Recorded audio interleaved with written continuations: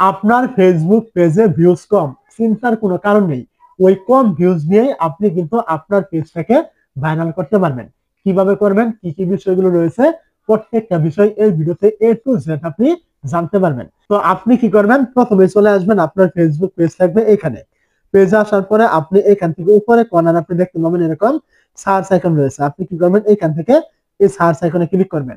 এই জায়গায় ক্লিক করার পরে আপনি আপনার ক্যাটাগরি অনুযায়ী কয়েকটা পেজ আপনি সার্চ করে নেবেন। মানে আপনি যে ক্যাটাগরির ভিডিও দেন, এই ক্যাটাগরির ভিডিও আরো যারা দিচ্ছে, আপনি এরকম কয়েকটা পেজ আপনি সার্চ করে নেবেন, ধরুন 4 থেকে 5টা এরকম। তো আপনি কি করবেন, ওই পেজগুলো সার্চ করে নিয়ে পেজের ভিতরে ঢুকবেন। ঢুকার পরে আপনি দেখতে পাবেন এখান থেকে তারা যে দিচ্ছে, ভিডিওগুলো দিচ্ছে, এই যে মোর অপশন, আপনি এখানে ক্লিক করবেন। এই জায়গায় ক্লিক করার পরে এখান থেকে দেখতে পাবেন এই যে রিল নামে অপশন, এখানে ক্লিক করলেই দেখতে পাবেন এখান থেকে তার কোন ভিডিওগুলি সব থেকে বেশি পরিমাণ ভাইরাল রয়েছে। আপনি কিন্তু এই ভিডিওগুলি খুব সহজেই এখান থেকে কিন্তু পেয়ে যাবেন। তো যেহেতু এই ক্যাটাগরি এবং আপনার ক্যাটাগরি একই, তার সে যে ভিডিও দেয় আপনি ওই টাইপের ভিডিও দেন, কোনো পার্থক্য নেই।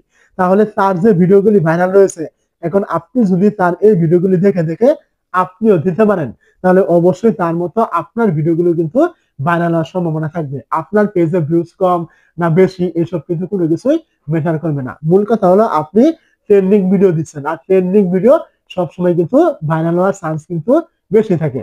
তো এখান থেকে আপনি দেখে নেবেন তার এখান থেকে কোন কোন ভিডিওগুলি প্রতিদিন ভিউজ বেশি আসছে, কম আসছে। আপনি এখান থেকে আইডেন্টিফাই করবেন যে ভিডিওতে ভিউজ বেশি, ওই ভিডিওতে আপনি সে কিভাবে তৈরি করেছে, কি কি বলেছে, এটা দেখে নিয়ে আপনি আপনার মতো করে তৈরি করবেন। এই কাজটা আপনার তখনই সফল হবে যখন আপনার পেজ এবং তার পেজ একই ক্যাটাগরি থাকবে, আপনারা দুইজন একই ক্যাটাগরির ভিডিও দিবেন।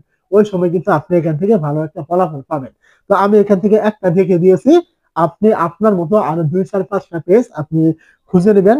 নেওয়ার পরে আমি আপনাকে যেভাবে বললাম, আপনি ঠিক এইভাবে ভিডিওগুলো তৈরি করার চেষ্টা করবেন। তার ভিডিওগুলি ভাইরাল হলে আপনারটা হবে, তারটা ভাইরাল না হলে আপনারটা হবে না।